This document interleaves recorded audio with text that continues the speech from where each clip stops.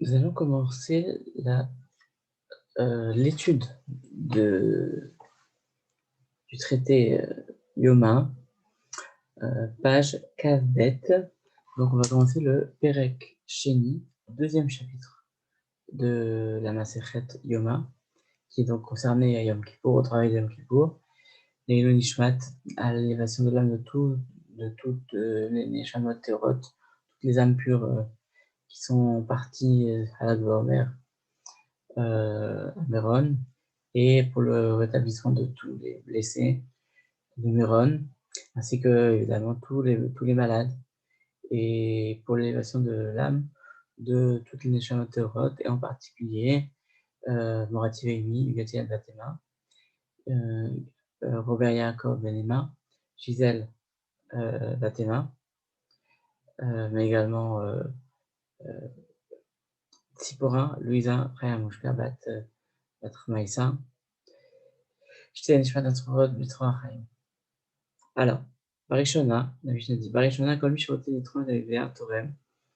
Donc, au début, c'est-à-dire avant que les Chachamim n'aient fait certaines takanot, certaines institutions pour arranger le problème, on va voir qu'il y avait un problème.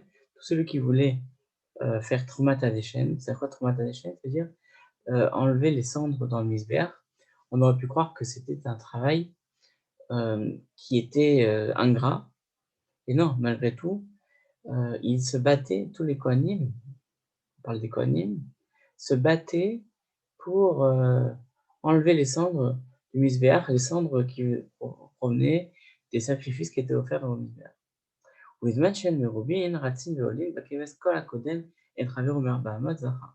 Et puisqu'ensuite ils étaient très nombreux, alors ils faisaient une course et ils montaient la pente qui menait jusqu'au misbéach. Il y avait une pente, on l'a vu dans le premier Pérec, et tout celui qui est devancé l'autre, il pouvait mériter cette action et il avait le droit de nettoyer, de faire Troumat Adeshen, de Troumat Adeshen, d'enlever les cendres du misbéach. Si maintenant il y avait égalité entre les deux, ils ont fait un sprint tous les deux, et il y avait deux Kohanim qui sont arrivés en même temps, il n'y avait pas le moyen de les départager, alors il y avait un préposé qui leur disait de lever le doigt. On va voir dans la Gemara quand il fallait faire. Umaen Motziin, Achat Oshtaim, il levait soit un doigt, soit deux doigts. Ven Motziin Agoudal, mais il ne sortait pas le pouce, Bamigdash, dans le Bet Amigdash. C'est Shayou, Shneem Shavim, on va voir aussi pourquoi pas le pouce. On va voir, c'est à cause des Ramaïm, à cause de ceux qui vont tricher, qui vont compter, parce qu'en fait, on comptait jusqu'à un certain nombre. Il y avait un Kohen qui comptait jusqu'à un certain nombre, et dès qu'on arrivait au doigt, alors c'était le doigt du Kohen qui était tiré, euh, qui était choisi. Umaen Motziin, ok. Masé Shayosh Neem Shavim Veratin Volim Bakeves. Vedachaf Echad Mehen Chavero. Il y a eu une histoire, donc, où ils étaient en train de courir, parce qu'au départ, ils devaient courir, il n'y avait pas encore le tirage au sort, et ils montaient la pente. Vedachaf Echad Mehen Chavero, qui a poussé son ami, Venafal Venishbera Raglo. Et l'autre, il a eu la jambe cassée. Donc, pour faire une mitzvah, ils ont préféré presque. Voilà, pour faire la mitzvah, il a préféré pousser le Kohen, l'autre Kohen. Et ça, on voit que voilà, c'est pas bon du tout. On va pas bousculer les autres, on va pas aller dominer l'autre, tout simplement pour faire une mitzvah. Il y a la mitzvah par rapport à Kadosh Baruch Hu, par rapport à Hachem, mais il y a aussi le Ben Adam L'Chavero. Dans la Torah, il y a cette dimension, on parle de la dimension verticale, de la dimension horizontale. Verticale, c'est vers Akadosh Baruch Hu, mais il y a la dimension horizontale qui est vers les hommes. Donc, on a dit dans les Pirkei Avot, celui qui était respecté des autres, celui qui était respecté, c'est celui qui aimait les autres. Donc, on voit que c'est aussi important de s'aimer les uns les autres. C'est encore rappelé dans cette Mishnah. Mais Kevan, Shero, Beddin, Shibaim, l'idée Sakana, dès que les Chachamim ont vu que ça pouvait devenir un danger, donc ils ont institué qu'on ne pouvait faire donc la Troumat Adeshen, d'enlever les cendres du misbéach seulement par tirage au sort. Arba Bayasot Ayusham, Apayas Arishon, il y a eu 4 tirages au sort, et donc voilà, on parle du premier tirage au sort. Alors là, Gemara. Pourquoi dès le départ, ils n'ont pas voulu faire un tirage au sort? Pourquoi il a fallu arriver à courir, à faire un sprint sur la pente du misbéach? Meikara, ça vaut, au début, on a pensé, Kevan d'Avodat Laïla, oui, puisque c'est un travail de nuit, déjà qui a eu la nuit, donc les gens, les Kohanim pouvaient ne pas se lever. On voit que parfois la nuit, c'est difficile, c'est plus facile quand c'est le jour. Alors l'autre Hachivel et où Velo tout, on pensait qu'il n'allait pas venir, que c'était pas important pour eux.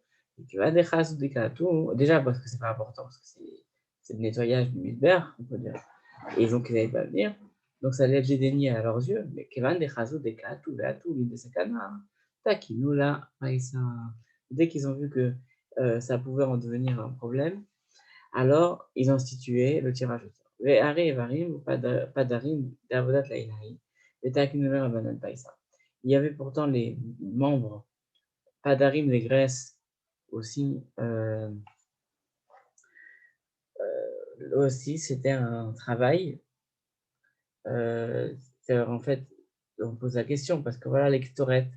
Donc on parle des kétorettes, d'amener les encens et Evarim ou Pédarim, c'est donc les membres, amener les membres sur le misbéach, c'était toute la nuit, des kaones, non pardon, oui c'est ça, que là-bas, Evarim ou Pédarim, c'était un travail de nuit, et Pétakner et Banan Païsa, mi les Khatrina. Donc dès le départ, ils ont institué par rapport au fait d'amener les graisses d'amener les morceaux sur le misbéach, certains morceaux qu'on amenait la nuit, ils ont institué que c'était un par tirage au sort. Donc là, la logique qui était de dire que comme c'est la nuit, les gens ne viendront pas, n'a pas été retenue. Donc c'est une question contre la logique que nous venons de voir à propos de Troumat à l'échelle, d'enlever les cendres du misbéach, où là, au départ, dans ce cas-là, on n'a pas voulu faire un tirage au sort dès le début. Il a fallu qu'on arrive à ce qu'un Cohen ait la jambe cassée pour faire un tirage au sort. Réponse.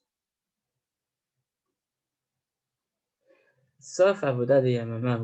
Oui, mais là-bas, hein, la fin du travail, c'est le jour. Donc, on pouvait dire que s'il y avait une partie qui se faisait en journée, donc c'était plus rachouv, plus important aux yeux des Kohen. Aïname Trilat Avodat Yamama, oui. Mais pourtant aussi, pour les trois de la chaîne, il y avait une partie qui se trouve la nuit. Dama Yochanan, Kidesh Anav, les trois de la chaîne. Les Maharantan, les Kadesh, Shigar Kidesh, Trilat Avoda. On voit que donc, Rabbi Yochanan dit que il s'est levé les mains pour Troumat Adeshen. Le lendemain, donc c'est le jour, il n'a pas besoin, il a commencé la nuit, donc le lendemain, hein, il n'a pas besoin de refaire Netilat, le Kohen, donc, puisqu'il s'est déjà lavé les mains depuis la veille, depuis le début du travail. Donc on voit que c'était un travail de nuit, Troumat Adeshen, mais en même temps, il y a une partie qui se faisait le jour, puisque on le voit des propos de Rabbi Yochanan. Réponse, Emma chez Kvar Kidesh Nitefila Lavoda. Oui, on peut dire aussi qu'ils ont déjà commencé le travail. Et alors, d'après Meikara Savo, Kevan Deika Ones Shena. Au début, on a dit que puisqu'il y a Ones Shena, Loatu. Ones Shena, dans le sens que, comme disent les Mefarshim, le temps du Troumat Adeshen, c'était la nuit. Et la nuit, c'est un moment de dormir. Donc, on aurait pu dire que les Kohanim ne viendraient pas. Il n'y avait pas besoin de tirage au sort. Ce qui est différent du cas des Evarim, où, où ils n'avaient pas besoin de se lever en pleine nuit. C'était un travail qui avait déjà commencé, et donc ils avaient déjà commencé le jour, et ils continuaient la nuit. Voilà. Et on sait que c'est plus facile de rester réveillé dans la journée que de se lever en pleine nuit. C'est ça la logique. Mais malgré tout, malgré tout, donc les Kohanim avaient une affection particulière pour cette mitzvah de Troumat Hadeshen, de nettoyer les cendres du misbéach. Et donc, Kevan de Chazou de Atou, de Kaatu l'Idamel de Sekana, Takim le Rabanan, Païsa. Donc, les Rachamim ont institué de faire un tirage au sort. Ve'are Varim, ou pas Darim, de Ika Oneshena. Pourtant, on voit que les membres aussi, et les graisses, où il y avait aussi un Oneshena. Parce que là aussi, on va dire que il se levait en pleine nuit, apparemment. Au début, on pensait qu'il ne se levait pas en pleine nuit, ça pouvait être un travail de jour qui continue la nuit. Takinu Rabanan. Non, justement, en fait, ce qu'on a dit, la réponse qu'on a dit à l'oral, vient d'être dite, va être dite dans le Gemara. Il dit Takinu Rabanan en réponse Païsa Name, Shane, pourquoi Migane Makom, Petakana Léa. Réponse il dit Shane, Migena, Mimekan. Donc c'est différent. Donc lorsque on reste réveillé pour un travail qui continue la nuit, comme pour les membres, pour les amener les graisses sur le musée, plutôt que de se lever en pleine nuit pour faire Troumat Hadeshen, pour enlever les cendres du muselière. C'est ça donc dans les mots. Sha'ane migna mimeka. C'est différent de se lever en pleine nuit plutôt que de rester réveillé toute la journée jusqu'à la nuit. Réponse. Alors maintenant, la Gemara continue. Takanta le argisa avai, takanta la argisa avai. Donc la Gemara dit, takanta le argisa avai. Est-ce que c'est vraiment une si grande takana, c'est une si grande institution, c'est-à-dire, est-ce que ça a été donné du fait, est-ce que ça a été institué du fait qu'il y avait ce danger? Non, pas du tout. Takanta lehai gisavai. Ils avaient besoin de cette takana pour une autre chose. Comme on le voit, des katanias, pour une autre raison. Est-ce que c'était donc la question en d'autres termes? Est-ce que c'est vraiment ça qui a institué, qui a poussé les Ramim à faire ce décret, cette institution, de faire le tirage au sort? On voit qu'il y a une autre raison qui a poussé les Ramim à faire ce tirage au sort. On dit les Tania, comme ça on dit Braïta. Tania, ici c'est. Ouais. Donc, comme ça a été institué, ça a été enseigné dans cette Braïta, on dit Mi Shezacha B'Trumat Hadeshen, Iske B'Sidon Maracha, ou B'Shene Gezireh Etzim. Donc, celui qui a le mérite de faire Trumat Hadeshen, de faire d'enlever les cendres du misbéach, il a aussi le mérite d'arranger la Maracha et aussi les bois pour les sacrifices. Amar Ravashi, donc on voit d'ici que, et alors, donc, le fait de mettre Gezireh Etzim, de mettre les bois, ça a créé de la concurrence. Donc ils ont pas, c'est pas uniquement pour Troumat Hadeshen que ça a été, c'est-à-dire que il y a beaucoup de Kohanim qui voulaient le faire. Pourquoi? Parce que celui qui avait le mérite de faire Troumat Hadeshen, il méritait encore deux autres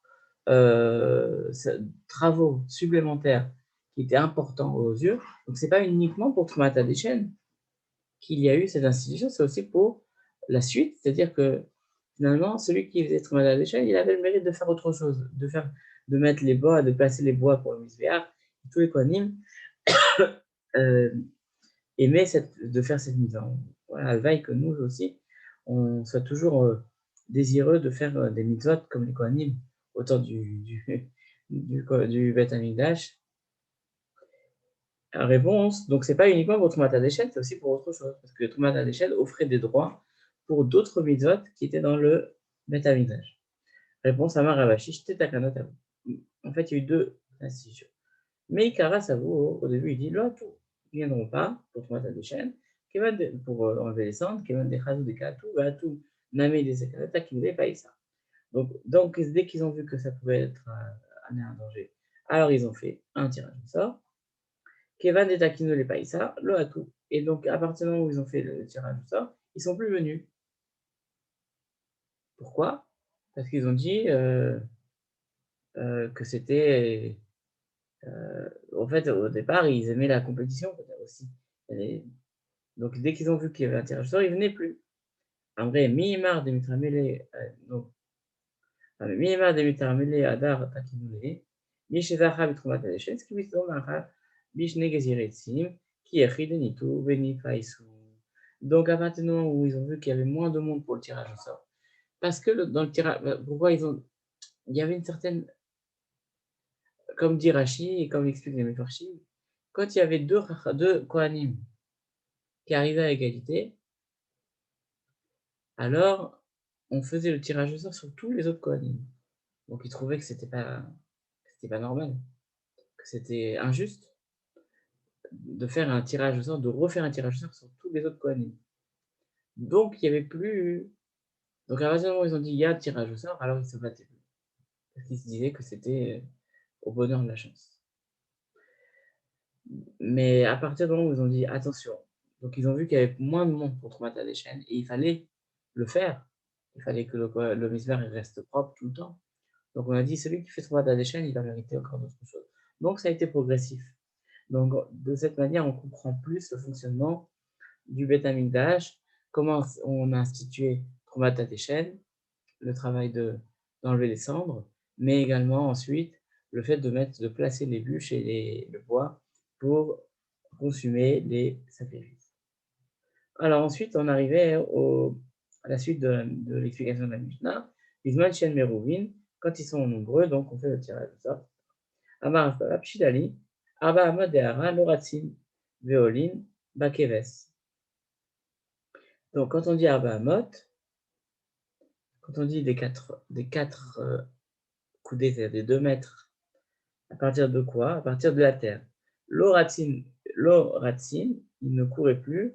Verolin Bakeves, après il montait sur la rampe. Donc on veut dire, c'est quoi cette Arba Amot? C'est les Arba Amot, les 4 coudées, les 2 mètres, à proximité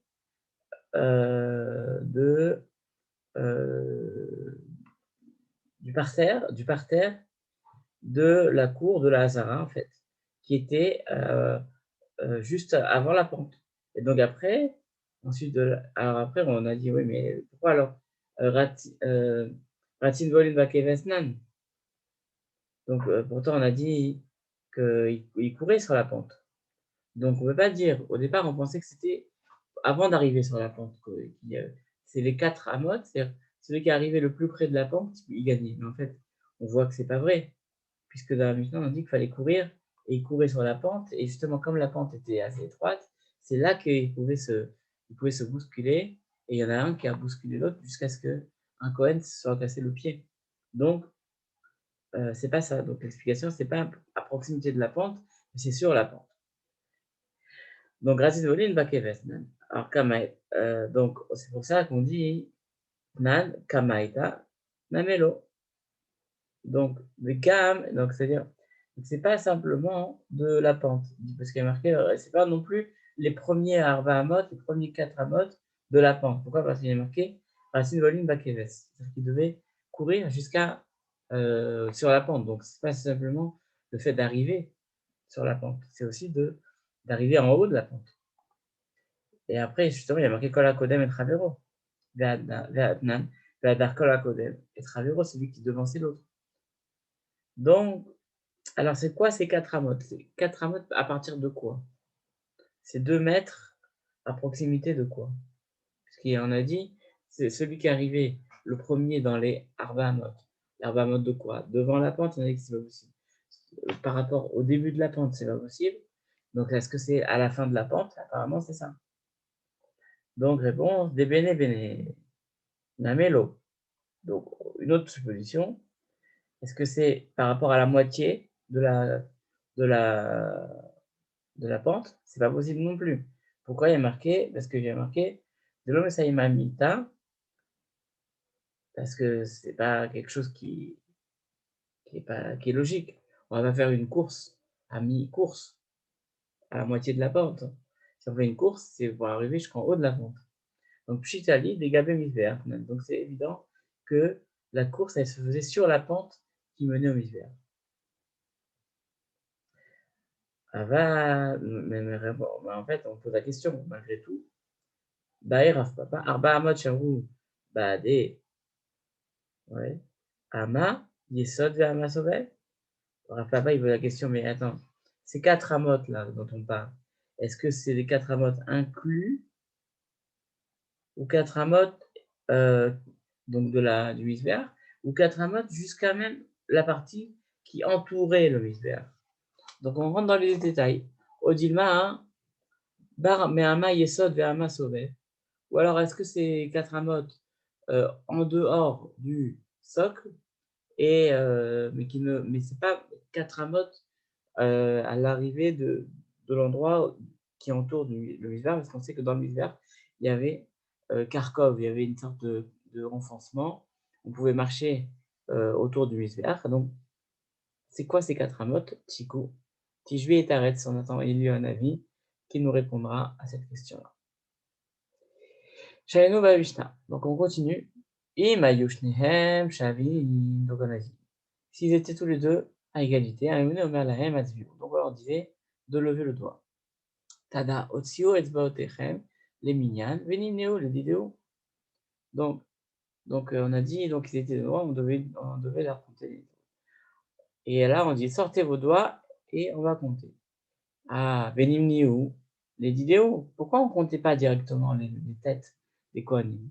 Pourquoi on comptait les doigts? Ah, mais ça y est, là, les Rabbi Yitzhak, Dama Rabbi Yitzhak, à Solinot d'Israël. Ça vient donc renforcer l'opinion de Rabbi Yitzhak, car Rabbi Yitzhak dit que c'est interdit de compter Israël, de compter les gens.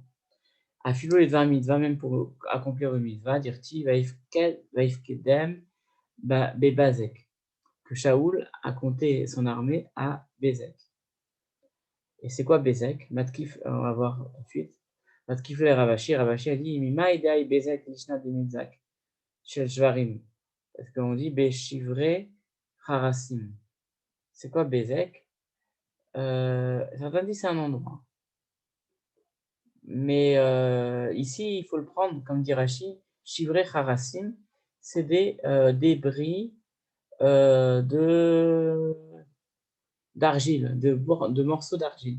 C'est-à-dire que Shaoul n'a pas voulu compter les têtes. Il a dit à tout le monde de prendre un morceau d'argile, de prendre des débris d'argile et de compter l'argile. Et par rapport au nombre d'argile, il y aura autant de personnes.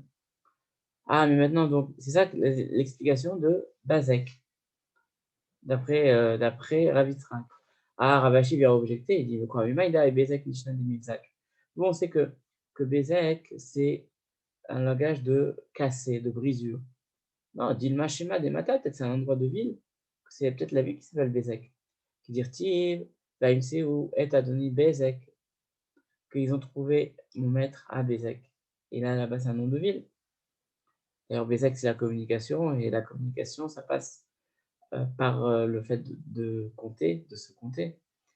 Et Bezek, c'est en Israël, c'est pas pour rien que la compagnie de téléphone s'appelle Bezek, parce que voilà, en tout cas, c'est un nom historique.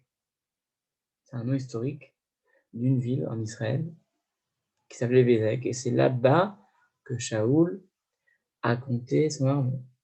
Donc c'est ça la vie de Ravashi. Et là, Rayat Rabbi Yitzhak. Rabbi Yitzhak, il dit, on la prendre de là-bas.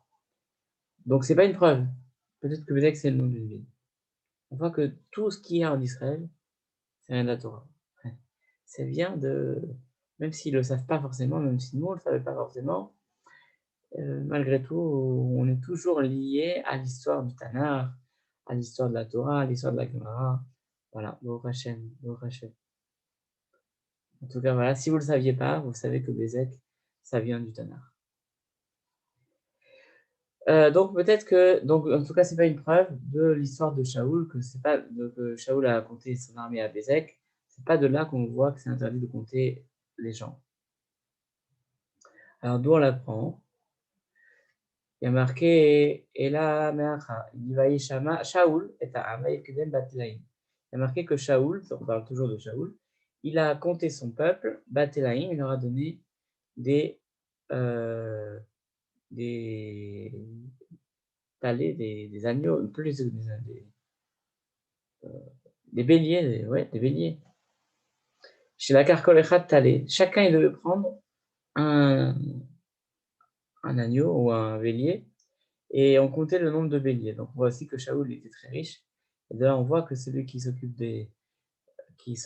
du Ham Israël, comme Shaoul par exemple, il va, par le mérite qu'il s'occupe, qu'il a une grande fonction publique, qui fait des mitzvot, qui fait faire des mitzvot aux gens, alors il s'enrichit aussi. Bon, on va le voir aussi dans la Gemara dans la suite.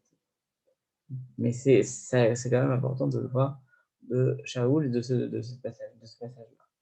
Diamar Rabbi Eliezer, quand la monnaie Israël au verbelal. Et donc là, on voit aussi que tout celui qui compte Israël, il transgresse une interdiction négative. Shneimar Vayam Ispar Ben Israël Kecholayam Hachal Imad, que Israël sera considéré comme le sable de la mer qui ne peut pas être compté.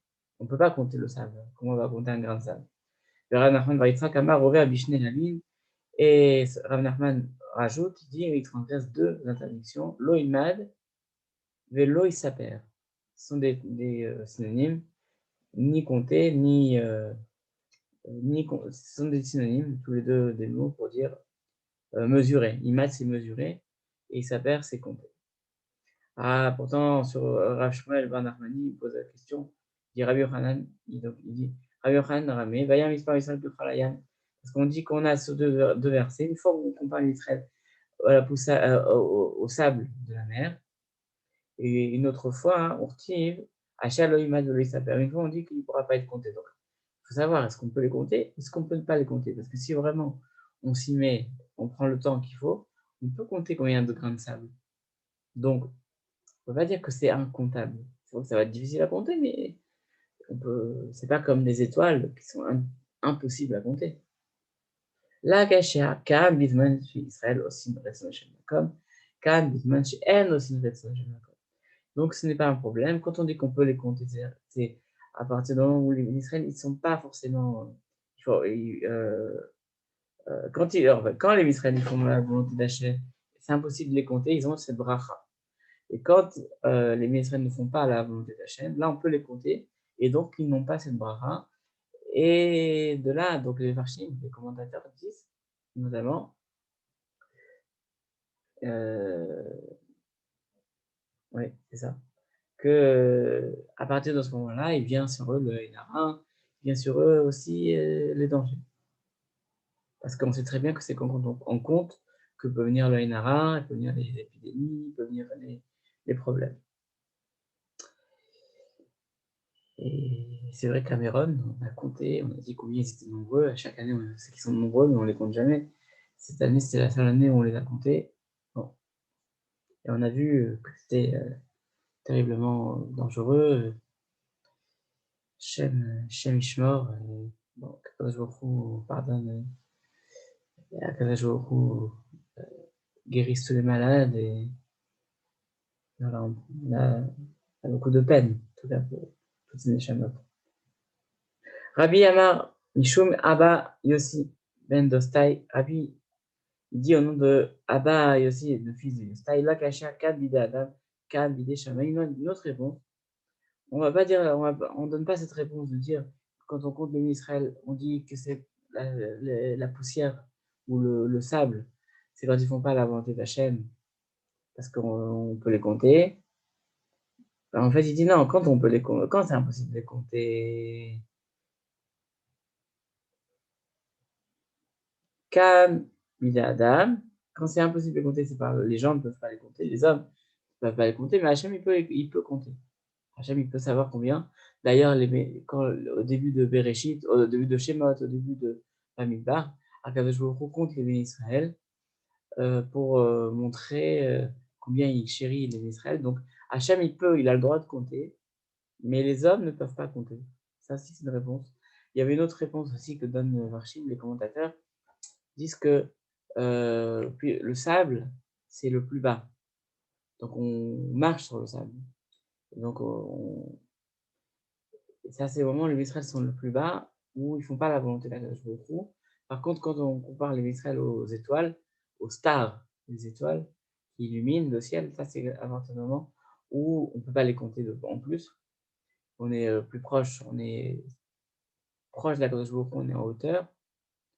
Et là, c'est quand on fait la volonté d'Hachem. Bon, on voit que ces explications se regroupent.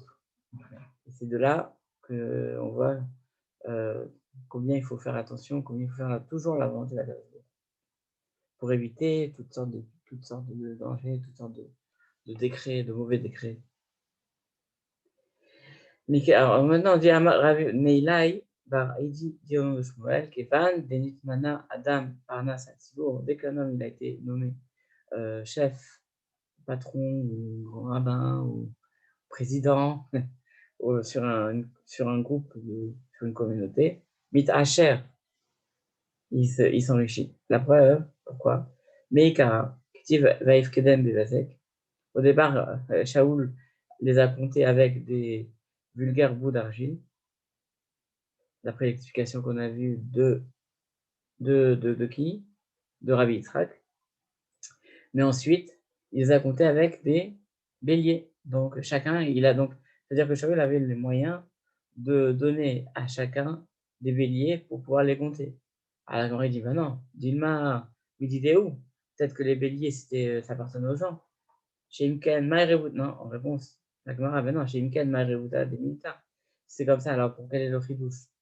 Si c'est pour dire que chacun devait amener son bélier, alors pourquoi on a amené cette idée, cette image que Shaoul donnait à chacun un bélier pour pouvoir le compter? C'est-à-dire que, en fait, Shaoul était tellement riche qu'il pouvait donner à chacun un bélier qu'il pouvait garder pour pouvoir être compté. Et donc, on voit qu'il s'est enrichi grâce à ça. Alors, Gemara continue, il dit Vayarev Banachal. Donc, puisqu'on parle de Shaoul, on continue avec Shaoul. Il y a marqué Vayarev Banachal. Il s'est querellé, il s'est disputé. Banachal. Donc, Nachal, c'est un fleuve. Mais qu'est-ce que ça veut dire? Amaravmani Aliskenachal, le sujet du fleuve. C'est quoi le sujet du fleuve? Au sujet de la Egla Roufa, de la génisse qu'on trouvait à proximité d'un fleuve entre deux villes. Donc, c'est la génisse qu'on devait offrir. On devait tuer une génisse, la Egla Roufa, au sujet d'un homme qui a été retrouvé mort entre deux villes équidistantes, et aucune des deux villes ne voulait prendre en charge l'enterrement de cette personne-là. Et donc, on prenait une génisse, et à ce moment-là, on disait que, voilà, de la même manière que cette génisse n'a jamais fait de faute, n'a jamais commis de faute, nous-mêmes, cette personne qui est morte entre les deux villes n'a jamais commis de faute, et pourtant il faut bien s'occuper d'elle. Une manière de dire aux villes équidistantes qu'il faut prendre ses responsabilités et il faut s'occuper. Il fallait même se battre pour pouvoir s'occuper de l'enterrement de cette personne. Justement, ils n'ont pas été responsables et chacun a mis la responsabilité à l'autre. Dans le cas de la Egla Roufa, c'est pour ça qu'on offrait la Egla Roufa, une génisse. Les Sha'ash Amar les Shaoul. Et donc, quel rapport avec notre sujet du fleuve? Quand Hachem a dit à Shaoul, l'air Vekita est Amalek, va frapper Amalek. Il dit ne laisse rien. Amar, Uma, Nefesh Achat, la Torah, si déjà pour un homme qu'on ne connaît pas, que personne ne connaît, Nefesh Achat, qui a été tué, c'est pas quelqu'un d'important, c'est un kidam. Amra Torah, avec la Roufa, on dit, va offrir une génisse pour pardonner cette faute de ces deux villes qui se rejettent la responsabilité. Alors, du coup, Shaoul a dit, mais pour toutes ces Neshamot de Amalek, qui elles-mêmes ne sont pas forcément responsables. Ouais. Alors pourquoi? Alors, à plus forte raison que ça serait terrible de devoir les tuer, et ça amènerait à une punition ou à une réparation. Pourquoi? Si l'homme a tué, Amalek, il a tué, d'accord. Amalek, il est responsable, mais Behema Machata, en quoi il faut tuer les bêtes? En quoi, et une Gedolim, même si les grands, ils ont tué, Ktanim, les enfants, pourquoi il faut aussi les tuer tous? Parce qu'il fallait tuer Amalek, aussi bien les hommes, les femmes, les enfants, que les Behemoth, même les animaux. Et donc, Yatsa Batkol Ve'amralo, Al Tei Tzadik Arve. Il y a une voix du ciel qui a dit ne sois pas trop juste, c'est-à-dire n'aie pas plus pitié. Pourquoi? Parce qu'Amalek, la particularité d'Amalek, justement, c'est de ne pas avoir pitié de vous, de Israël. Donc toi, tu ne dois pas avoir pitié d'eux, parce qu'on sait très bien, ensuite, c'est-à-dire l'exploit logique, c'est que les enfants, ils vont devenir grands, ils vont vouloir tuer. Les femmes, elles peuvent vouloir tuer. Et même les animaux, ils peuvent aussi être influencés de Amalek, et ils peuvent aussi tuer. C'est-à-dire que quand il y a le mal absolu chez Amalek, et qu'Akadosh Baruch Hu, il dit il faut tous les tuer, tous, alors là, il y a des moments où il ne faut pas avoir pitié. Et là, il ne fallait pas avoir pitié. Ça aussi, hein, c'est l'histoire contemporaine d'Israël qui a souvent pitié et qui aurait, dans l'histoire, qui n'aurait pas dû avoir pitié. Et voilà, c'est l'histoire d'Amalek et de Shaoul qui revient, un éternel recommencement.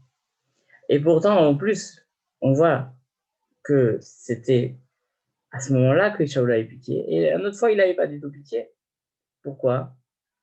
Lorsque Amar Ravuna, Kama lo chale velo margish gavra, démarrer Messiah. Comment, à ce moment-là, donc, Ravuna, il dit combien, comment on dit, lo chale velo margish gavra, un homme, il ne doit pas avoir pitié que, c'est-à-dire quoi, Misha, c'est-à-dire que quand Hachem il va l'aider, ouais, Shaoul, Ba'achad Va'altalo, pourquoi? Parce que quand un homme, on va dire, quand un homme il fait la volonté d'Hachem, Hachem il l'aide et il lui passe ses fautes. Hachem il va l'aider.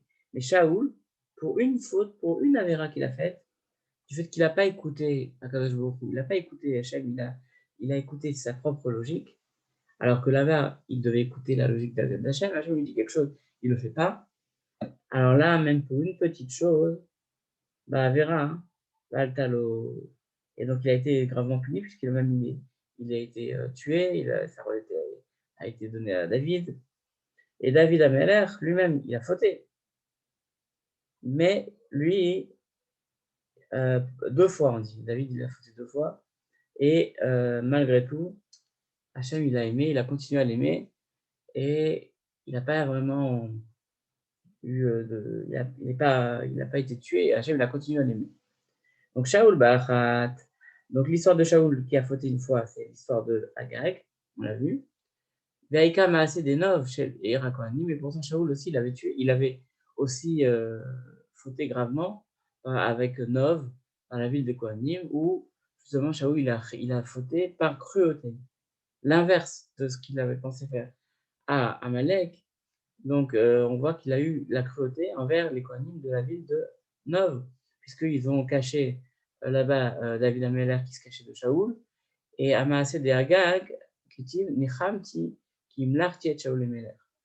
Mais malgré tout, c'est uniquement sur sur l'histoire de Agag qu'il a dit je regrette d'avoir nommé Shaoul comme roi, et pas à propos de l'histoire de Nov, Ira Kohanim. Pourquoi? Parce que dans l'histoire de Nov, Hachem ne lui a rien demandé, c'est juste que Shaoul a fait preuve de cruauté. Alors que dans l'histoire de Amalek, Hachem lui a dit attention, il lui a dit expressément ce qu'il fallait faire, et lui, il a désobéi. Continue la Gemara, David, il a fauté deux fois. Quelles sont ses fautes? Uriah, Veda Asata. C'est quoi Uriah? Donc l'histoire le fait d'avoir envoyé Uri, le mari de Bathsheba à la guerre, pour pouvoir se marier avec Bathsheba. On va venir en détail expliquer ça. Et Daasata, c'est quoi? C'est à la fin d'Israël, c'est lorsqu'il a compté les d'Israël, et qu'il y a eu une terrible épidémie du fait qu'il les a comptés tête par tête. Il n'a pas fait attention au Aïn Hara à ce moment-là. Il n'a pas fait attention à cette halakha, qu'on n'a pas le droit de compter les gens tête par tête. Quand on compte quelqu'un, on tient un passouk, ou souvent on dit Oshéa et Amecha, Varech Narata. On ne dit pas 1, 2, 3, 4, 5. C'est interdit. Alors, donc, Ve'aïkana Mema, c'est des Bathsheba. Donc, il y a l'histoire de Bathsheba aussi. Donc, il y a l'histoire de Uri et l'histoire de Bathsheba qui ont l'air un peu, qui n'ont pas l'air la même histoire. Mais en vérité, il y a le fait d'avoir envoyé Uri à la guerre pour pouvoir, afin de le tuer. Donc, il l'a tué indirectement. Et le fait de se marier avec Bathsheba qui n'était pas forcément libre, bien que Uri lui avait donné un guet, un acte de divorce, comme toute personne qui va à la guerre, et donc que David Améler n'a pas épousé une femme qui était libre. Donc, ce sont deux fautes. La Gemara cite ces deux fautes comme séparées. Donc, ça fait trois fautes. Réponse Atam, il paraît Oumine. Là-bas, hein, à propos de la faute de Bathsheba, David Améler, c'est vrai, il a été puni, comme lui dit Nathan, le prophète Nathan, lui dit toi, tu as pris il donne ce machal, cette comparaison, et lui dit voilà, écoute, il y avait un pauvre qui avait qu'une seule brebis et avait un riche qui lui a pris et qui l'a égorgé. Est-ce que tu penses que c'est bien? Est-ce que c'est bien ce qu'il a fait? Et David Ameller a dit bah, il mérite 4 punitions. Et Nathan lui a dit bah, c'est toi. Toi, tu as pris la femme d'un pauvre homme, et alors que tu pouvais avoir toutes les femmes que tu voulais, et tu as pris spécialement cette femme-là. Et donc, David Ameller lui-même a dit qu'il devait être payé, il devait être puni 4 fois. Et justement, David Ameller a été puni 4 fois. Pas une fois, 2 fois, 3 fois, 4 fois. Mais de ce passage, on voit qu'il a été puni 4 fois. Première fois parce qu'il a eu un enfant de Bathsheba qui est décédé à la naissance. Deuxième fois avec Amnon, que Absalom a tué Amnon du fait que Amnon a violé sa sœur Tamar. Troisième fois parce que Tamar a été violée par son frère. Tamar, c'était la fille de David. Et Absalom, qui s'est rebellé contre son fils et contre son père, que Yoav a tué du fait que Absalom s'est rebellé contre son père David. Et sur ça, d'ailleurs, dans les Télim, David Ameller dit que c'était il a eu beaucoup d'ennemis dans sa vie, mais la plus grave épreuve qu'il a eu à surmonter, ce n'est même pas les ennemis ni de Shaoul qu'il a combattu toute sa vie, ni de tous les ennemis qu'il a eus, c'était que ça vienne de sa propre maison.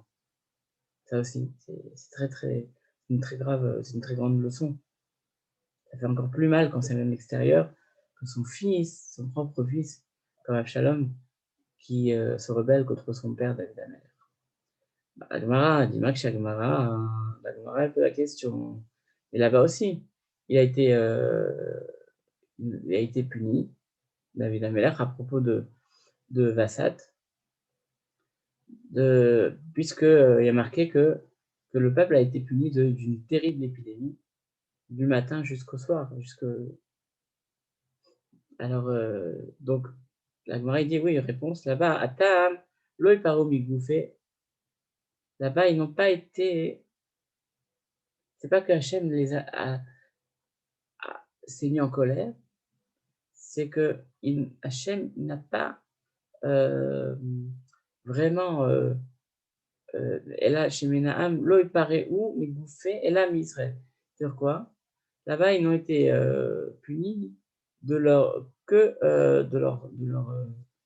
physiquement, et donc, c'est pas comme si finalement il y a une épidémie, mais en même temps, c'était pas une épidémie si grave que ça. Enfin, si, il y avait quand même une épidémie qui était grave. Rashi explique Mida Bemida ou Ifsido Lechalek Nechalato, Malchut. C'est pas comme s'il avait perdu la royauté là-bas. C'est bon, il a été puni, mais.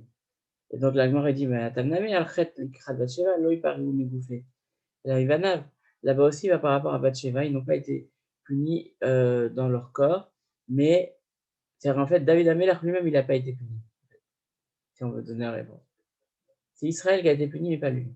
La bosse, c'est pas lui qui a été puni, c'est ses enfants. Et donc, il répond, en vérité, là, il parle une bouffée, Atzmo, c'est vrai. Mais qu'en vérité, même sur la faute de Bathsheba, il a été puni lui-même. Parce que c'est Bathsheba. Et quand c'est ses propres enfants aussi, il souffre. Parce que c'est comme il avait été puni lui-même. Damar Aviuda, Amarav, Shisha Chodashim, Nitztare à David. David Ameller, il a été taraudé pendant 6 mois.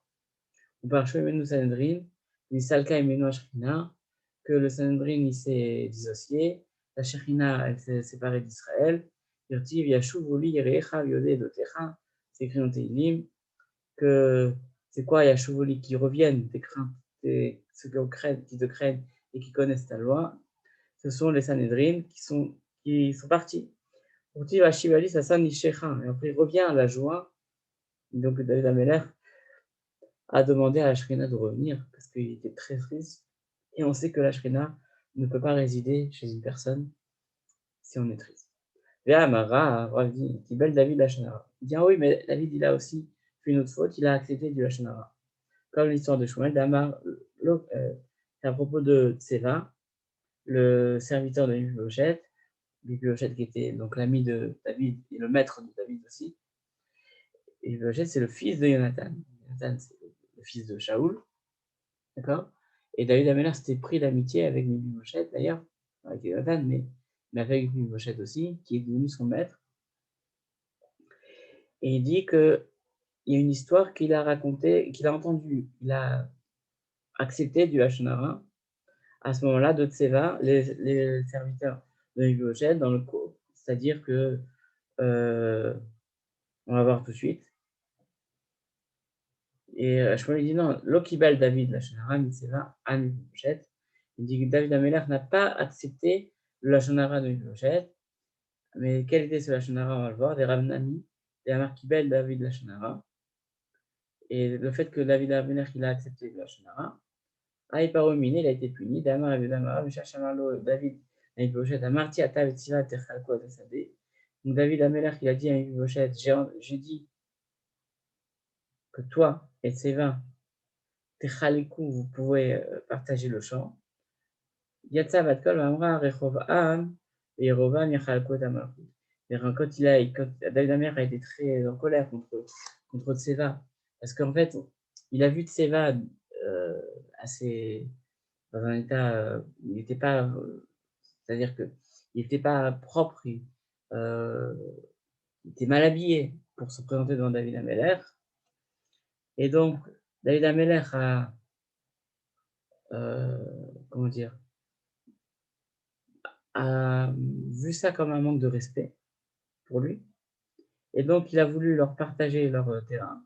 Et à ce moment-là, quand il a dit ça, hein, alors là, une bad call, une voix céleste a dit, si c'est comme ça, si David Ameller fait ça, alors il y aura le schisme en Israël entre Rehovam et Yerovam. Mindak et Mindak. Rashi, je juste explique un peu plus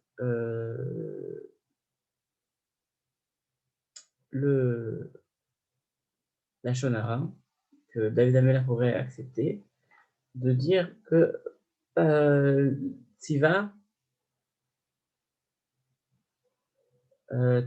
a dit de l'ami de David, donc de Mephibosheth, que Mephibosheth n'était pas forcément très triste, que David ne l'ait pas vu pendant autant d'années. Et David Ameller s'est mis en colère, donc ça veut dire qu'il a accepté le Lachonara. La Gemara répond, je ne sais pas si c'est vraiment la Gemara qui répond, mais c'est sous-entendu, en tout cas, et c'est rapporté dans les Mefarshim, que David Ameller ne s'est pas mis en colère contre Tseva par le Lachonara qu'il a rapporté de Mephibosheth, mais du fait que Tseva s'est montré de manière de manière qui n'était pas très beau, qui n'était pas suffisamment propre pour se présenter devant un roi. En tout cas, la royauté a été a été divisé, le schisme est venu à la suite de cette histoire-là, a été décrété à la suite de cette histoire-là. Donc aussi, c'est la Shonara. La Shonara, la mauvaise pensée, une mauvaise parole, ça a provoqué tellement de dégâts pour qu'il y ait le schisme en Israël, qu'il y ait ensuite l'exil, qui a mené à l'exil, qui a mené au Beth Amikdash, à la destruction du Beth Amikdash. On voit la force et la gravité du Lashon Hara et d'une mauvaise parole. Et pourtant, ce n'était même pas considéré comme un vrai Lashon Hara. En tout cas, il y a des grandes discussions dessus. Bon, malgré tout, juste par rapport à ça, c'est vrai que quelqu'un qui, on dit David Ameller qu'il a fait quelques fautes, il a fait 2, 3, 4 fautes. Alvaï que nous-mêmes, on puisse dire qu'on a fait dans notre vie 2, 3, 4 fautes. Ça serait extraordinaire. C'est qu'on en fait souvent plus. Kadosh Baruch Hu, il pardonne toutes les fautes parce qu'on fait ses chouvas. Demande pardon. Mais voilà, pour ça, au niveau de David Ameller, ça serait déjà Alvaï qu'on puisse être à ce niveau-là. Bon. Souvent, ces histoires dans la Gemara sont racontées pour nous montrer combien les tzadikim faisaient attention à ce qu'ils faisaient, plutôt que de dire même les tzadikim, ils commettaient des fautes. Je ferme la parenthèse. Alors, Mahamar, donc on dit sur Shaoul, on dit Ben Shana Shaoul Ben Mort, que Shaoul, il a régné un an. Ben Shana, c'est quoi Ben Shana? Est-ce qu'il avait un an? Non, c'est pas possible de dire qu'il avait un an. Amar, Nake Ben Shana, il avait comme un an. Pourquoi? Shilo Tam Tam Chet. Il était comme le fait qu'un an, un bébé de un an n'a commis aucune faute. Donc Shaoul lui-même, c'était un grand sadique. Souvent, on a cette image que Shaoul, c'était le méchant et qu'il faisait beaucoup d'avérotes et que David Ameller, c'était le plus grand. Mais en fait, Shaoul aussi, c'était un grand sadique. Il faut voir aussi, de cette Gemara, qu'on voit que Shaoul, c'était un grand sadique. Il n'avait jamais goûté à aucune faute. Rav Nachman vient en Israël, Mathieu, Rav Nachman va Israël, Rav Nachman va Israël, il vient objecter, il dit Vema Keben Shana Shemeluchlach Betit Betsoa. Peut-être qu'il était sale comme les bébés d'un an. Et donc il était sale de faute. Peut-être qu'on peut dire non. On peut le voir d'autres manières. Réponse, Arviou, ils lui ont dit, les Rav Nachman Siuta, ils lui ont montré des anges qui lui ont fait peur dans son rêve, Bechalmé, dans son rêve. Et là, il dit Amar, Naaneti. Et après, il a dit j'ai répondu, Lachem Atzmot Shaul Ben Kish. Je vous ai montré en fait les ossements de Shaoul, le fils de Kish. Et alors, Adar Chaza Siuta Bechelmi, il a vu encore un autre rêve, un autre malach dans son rêve. Alors il a dit Amar Naaneti Lachem Atzmot Shaul Ben Kish, Melech Israël. Ah oui, parce qu'en fait, il a eu donc Shaoul dans son rêve. Au début, il a dit j'ai vu Shaoul Ben Kish, donc de manière dédaigneuse, en disant, parce que lui-même, il pensait que Shaoul lui-même, il avait fauté toute sa vie, que ce n'était pas un tzaddik. Donc la première fois, il y a un malach qui est venu lui faire peur. Il a dit j'ai vu Shaoul Ben Kish de manière dédaigneuse, alors que Shaoul, c'est un roi d'Israël. À la deuxième fois, il a eu tellement peur, il a dit j'ai vu Shaoul Ben Kish, Melech Israël. Là, il a rajouté Melech Israël.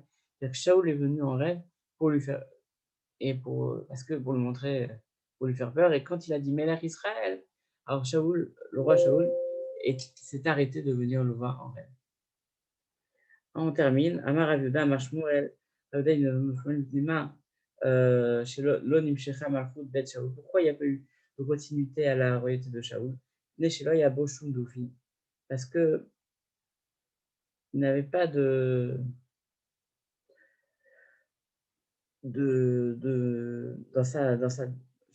sa famille, dans sa descendance, il n'y avait pas de défaut.